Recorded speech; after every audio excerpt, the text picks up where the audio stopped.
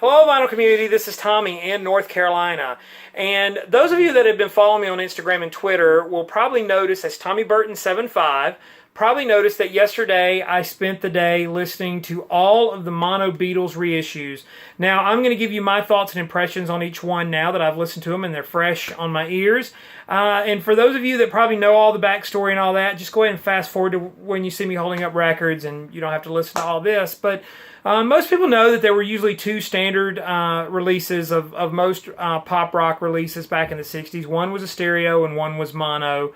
Most stereo systems, most little turntables, most things were in mono. Mono was usually the preferred mixing method for a lot of pop rock artists because they were very aware of how their music would sound in the car. There's famous stories about Brian Wilson bringing a car speaker into the studio when mixing because he was curious as to how the music would translate while it was being played on AM radio and so forth. I don't know if that's true. I know that Brian Wilson mixed in mono because he's deaf in one ear, but most specifically, mono mixes had more control over the listening experience. A lot of the hi-fi and stereo mixes back in those days were really panned hard left or hard right, and so you'd hear like drums over here and guitars over here, and maybe you'd put the vocals in the middle, but it was such a new concept that mixing in stereo was so odd. Well, it's very well known that the Beatles, when they were making their records and making the music, that they were very concerned with the mono mixes, and the stereo mixes were usually done as an afterthought and with really little to no input from the four Beatles themselves. And so for years and years and years, ever since I was a Beatles fan, I always heard that the mono mixes were the way to go because that's what the Beatles were interested in. And I'm not going to put down the stereo mixes or anything like that. It's just, they are what they are, and I enjoy them for what they are. But we're going to focus right now on the actual mono mixes and the release of them. So back in the late 80s when the Beatles finally came to CD, I think EMI and Capitol made a great effort to sort of standardize the Beatles catalog, make it less confusing, because all over the world, different Beatle albums came out. Particularly the American releases on Capitol Records were very different from the British counterparts until the late 60s when the Beatles had a little more control over their output, and so the albums were a little more cohesive. Abbey Road was the same in Europe as it was in the United States. But early on, Capitol would put out collections of singles and things like that. There was confusion about singles not being on albums and everything. And so what they did when they released everything on CD in the late 80s, they just put out the original British albums as they were released in England, long players. And, of course, with the exception of Magical Mystery Tour, more on that later, which actually now is the American album. And then to sort of complete the process, they put out a collection called Past Masters, which was a 2-disc set that essentially covered the rest of the singles and things that weren't, the tracks that weren't included on albums. It made things simple for collectors. And so when the CDs were reissued, the first 4 Beatles albums were reissued. They were in mono, and everything after that was stereo, with, I believe, Help and Rubber Soul being remixed. If I'm wrong on any of this, comment and correct me below. But I think Help and Rubber Soul were remixed, all new mixes all together, and then they tried to stick as close to the stereo mixes as they could. And so that's the way the Beatles catalog kind of remained for years and years and years until 2009, when the Beatles catalog was finally reissued on stereo for the first time, remastered in stereo. They came out on CD, really warm-sounding, nice-sounding CDs.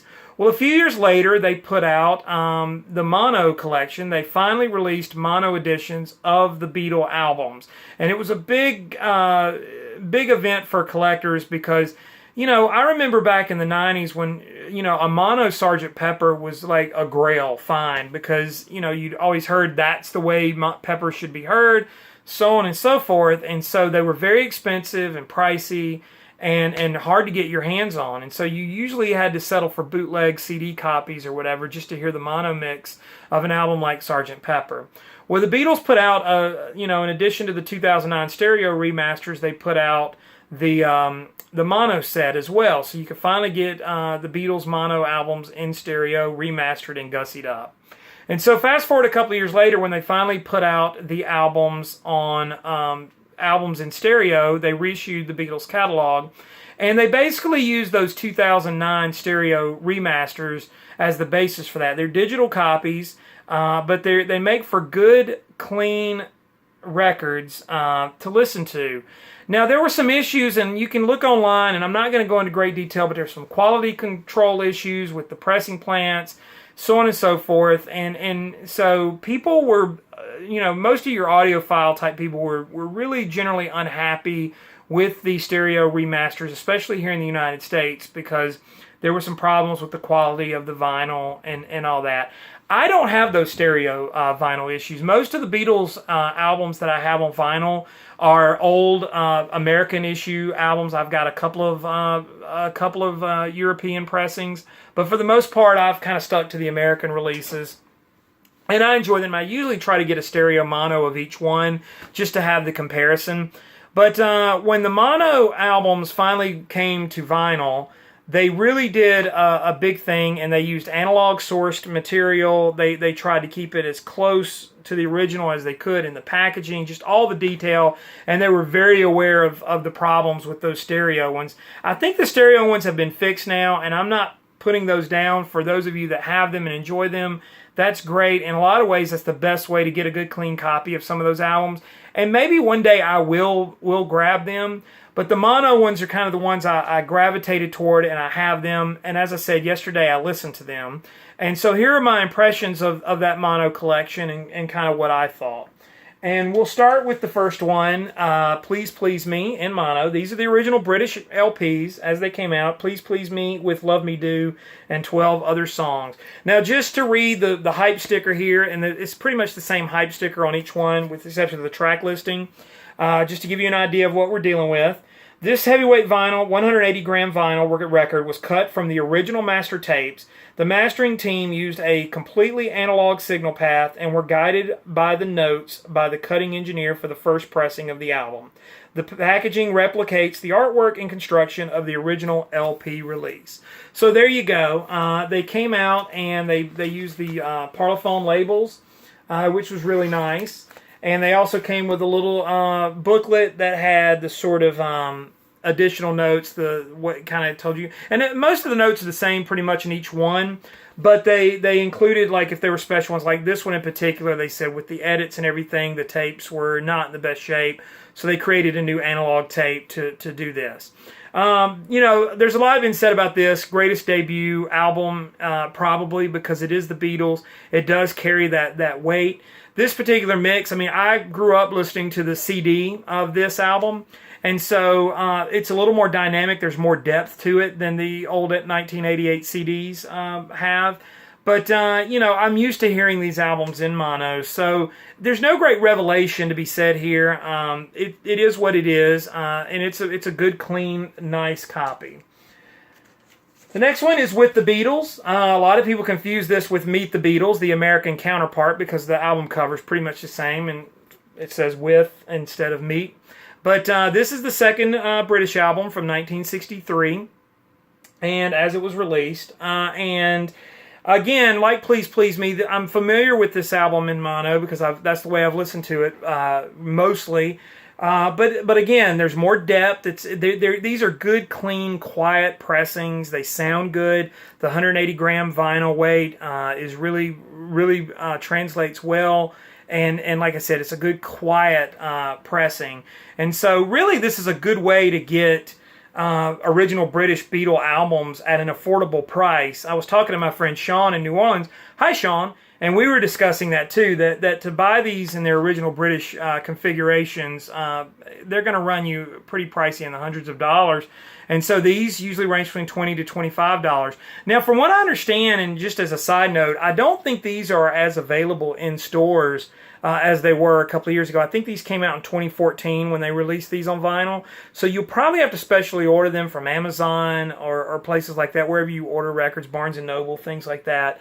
But they are still available, and you can still get your hands on them, and they're still fairly affordable. I don't know. I've heard different stories whether or not they're actually in print or not. I cannot verify that. Again, if somebody knows anything, comment below, let me know. But I believe for now, most of these albums you can get your hands on. So the next one to me was the first sort of great amazing revelation. This is A Hard Day's Night. This is the mono-British album. This isn't the soundtrack to the film, really. The first side of the album was the soundtrack. The second side were songs that were written for that, but not put out on the soundtrack. I'll show you the Parlophone label on this one. It's the same on with the Beatles. This album really is sort of the first great sort of, you can tell the upgrade in sonic quality on this one. There's songs on there, particularly as side 2 opens up with Any Time at All. It kicks off with Ringo's cracking snare beat, and it kicks off. It's such a great song with John and Paul trading leads. And the music on here is really great. This album is of note for Beatles fans because this is the only Beatles album that was completely made up of Lennon McCartney songs. There was no other albums in their entire catalog that was solely composed by them. So that's kind of an interesting, curious note. But the music on here is really good. It's funny, from 1964 to when the first album was released, you can tell that these guys were growing by leaps and bounds as songwriters. This is a great, to me, sort of the perfect time capsule of early Beatlemania. I think that all the things that you can think about, what's great about early Beatles, they're on this album. Can't Buy Me Love, I Should Have Known Better.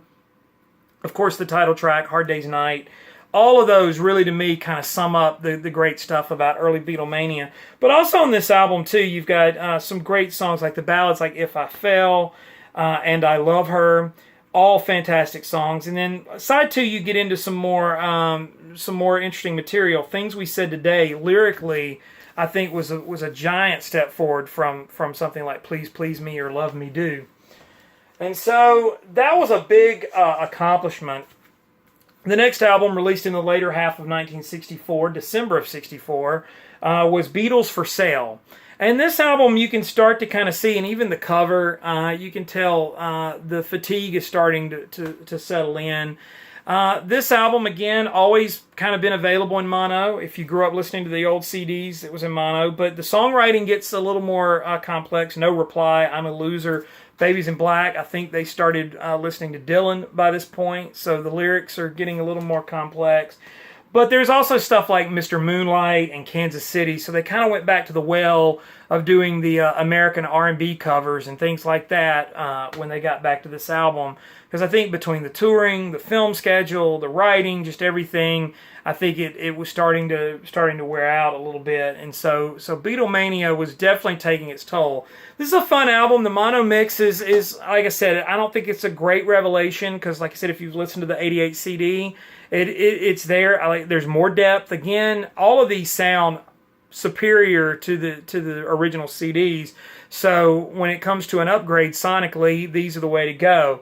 And so this is no exception to that. And so of the first 4 Beatles albums, like I said, if you grew up listening in stereo, of the first 4, Hard Day's Night really to me is the probably number 1, followed by With the Beatles, then Beatles For Sale, and Please Please Me.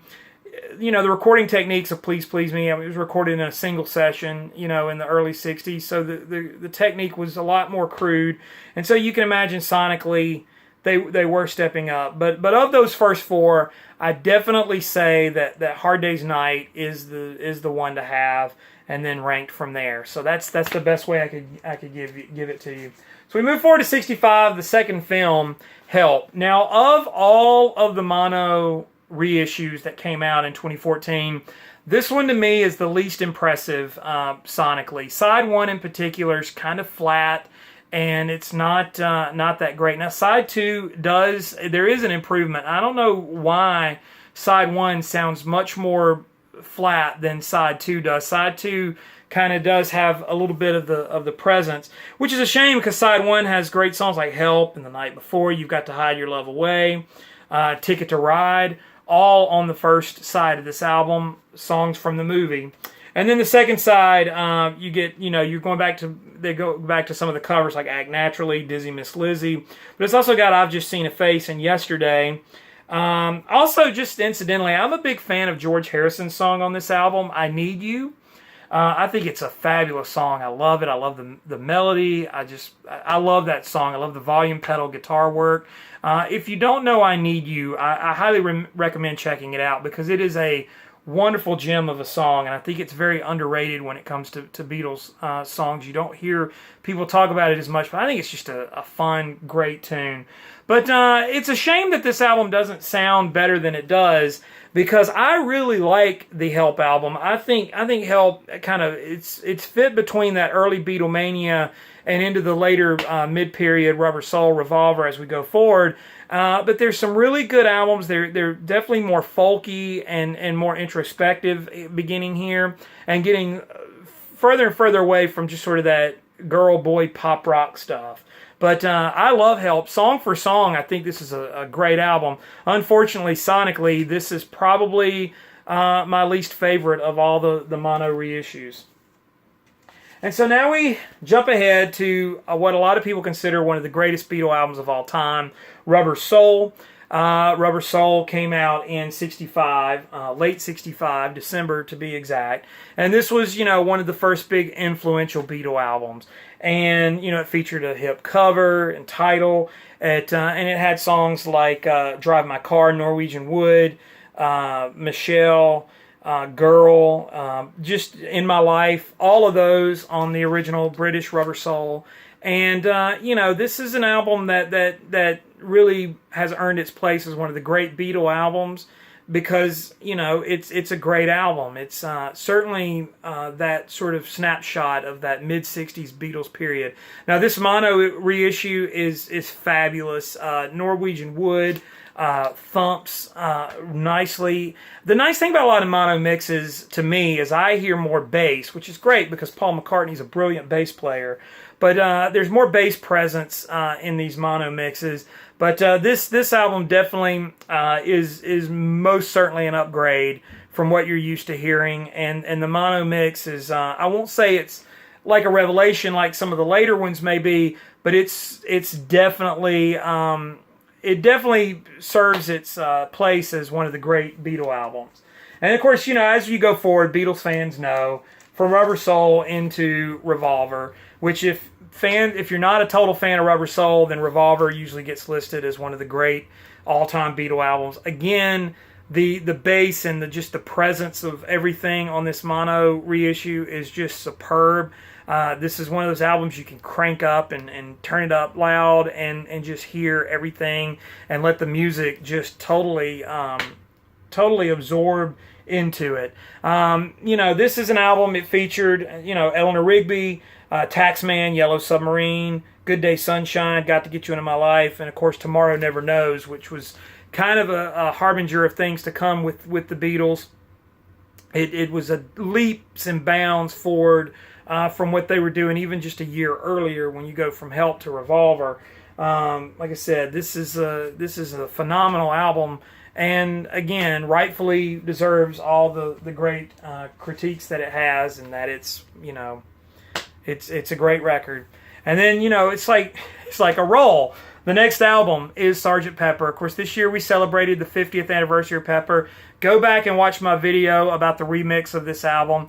But this was sort of a big deal for the mono set, because I know for years and years I had heard about how the mono mix was the way to hear Pepper, the only way to go. And I finally got a bootleg German CD of Sgt Pepper in mono and heard it. And it's true, it was different. The mixes were completely different from what I was used to hearing on the CD in stereo. And so Mono Pepper, of all the Mono Beatles albums, I think that Sgt Pepper in mono is definitely, if you only get one Mono Beatles album, this is probably the one to get, because it was such an important record. And again, if you've only heard Sgt Pepper in stereo, the mono mix is a complete and total sound revelation.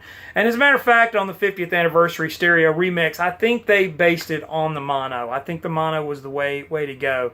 The stereo was very jarring, hard left, hard right, and it was always a fun game listening to Pepper in the car, because you could change the balance and get a completely new album. But there's a lot been said about Pepper, but songs like Lucy in the Sky with Diamonds, She's Leaving Home, Those songs in particular, to hear the mono mixes on those are just mind-blowingly good. And again, this is a great pressing, great quality. Now the next one I kind of hinted at earlier. This is the only Beatles American album, and all the rest have Parlophone labels. So I'm going to show you this one. This is a Capitol label because this is the only Beatles album that really was an American Beatles album that sort of became part of the canon, and that's this Mono Magical Mystery Tour. Magical Mystery Tour was a film that came out in late '67, and so it was released in England as an EP. And so the Americans put the songs from Magical Mystery Tour, basically side A, along with some singles like Hello Goodbye, Strawberry Fields Forever, Penny Lane, which funny enough was recorded before Sgt Pepper. They ended up on here, All You Need Is Love. So those were all tracks that ended up that weren't in the Magical Mystery Tour film, but they were tracks there. And so I think when they got around to reissuing Beatles albums on CD, they just followed the American. Now this is a cool gatefold. I'm not going to pull it out, but there's a book in there, and if you've seen the film, it's a wild experience. You can see the little thing, 24-page full color booklet in there.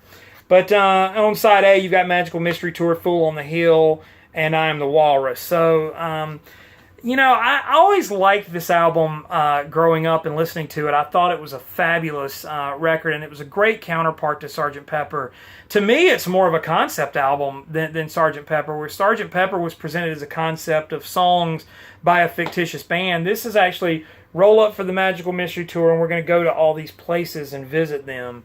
And, of course, you can't go wrong with any of the songs on here. I think they're all really, really fun and definitely indicative of what the Beatles were doing in that time period. And, another thing just to point out, this is probably the basis for ELO, just to bring up Jeff Lynne and his sound. I think a lot of his production style and the strings and everything was definitely inspired by what he heard on that album. So the only vinyl copy of the Beatles self-titled album, the White Album as it's known, is this one. This is the only vinyl copy I have. Not that I'm against having any others, but from everything I've read, stereo White Albums are not very good. They're not very well pressed, or not well pressed. It was just for some reason the mixing on the White Album was not up to standard. This is on the Apple label. I'll flip it over and show you the other side. This was the first Apple, I think, real official Apple label. 1968. I love the White Album. I think it's great because it's varied and it's got, the whimsical and weird stuff as well as the rockin' stuff like Helter Skelter.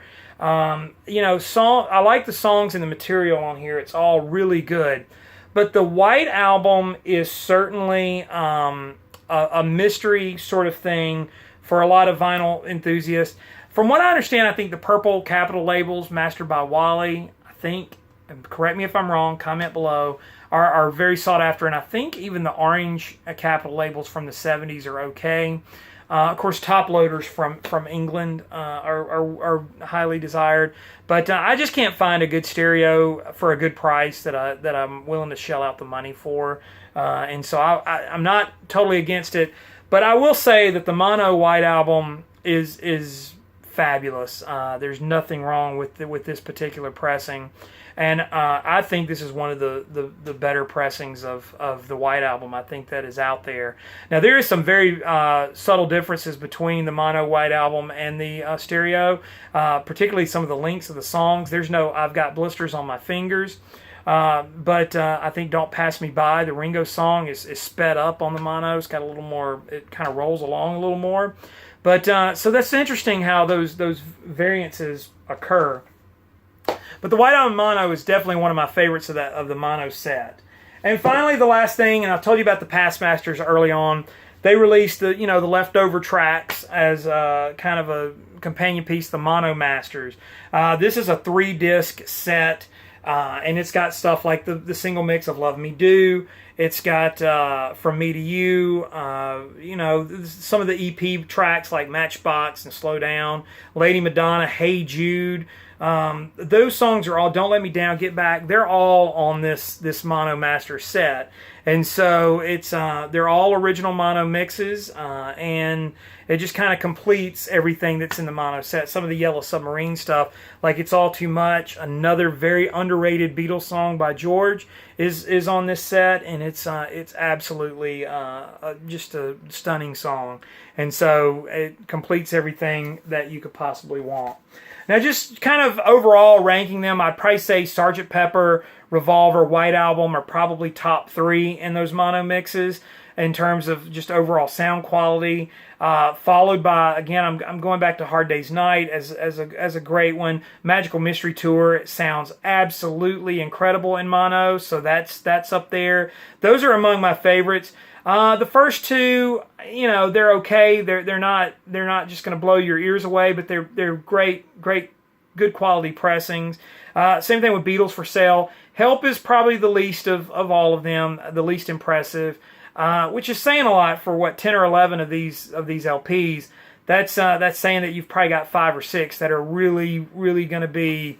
They're gonna blow your minds. So that's it. That's my rundown of the mono Beatles. I hope you've enjoyed it. I don't know that I added anything to the conversation, but for those of you that were on the fence or not sure, maybe that was a little bit of a help. Thanks for watching and subscribing. Comment below, like and share, subscribe. Follow me on Instagram and Twitter. Like I said, those that have followed me on those feeds probably could tell all day I started with Please Please Me and worked my way up, and by the evening I was listening to the Mono Master set. And so it was a fun day to spend with the Beatles. I may do something like that again in the future. But again, thank you guys for watching. I really appreciate everyone that's been interactive and sort of reaching out on this channel. I've been doing it a few months. And so the next video you see from me probably is going to be Black Friday next week. So if you guys are participating in that, best of luck. I hope you find what you need and what you're looking for. And I'll probably do a video that day that'll let you know kind of how my adventures were. And so, unless something else comes up, which it may. But in the meantime, you guys have a good week, have a good Thanksgiving, and enjoy the holiday.